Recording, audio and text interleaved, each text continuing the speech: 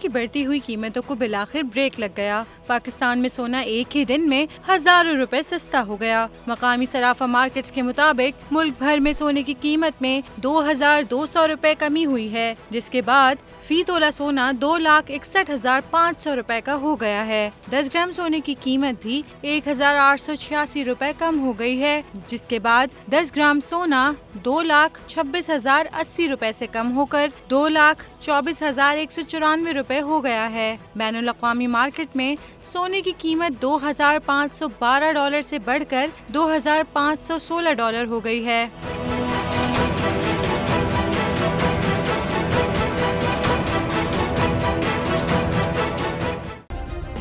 Subscribe करें और bell दबाएं ताकि कोई खबर रह न जाए।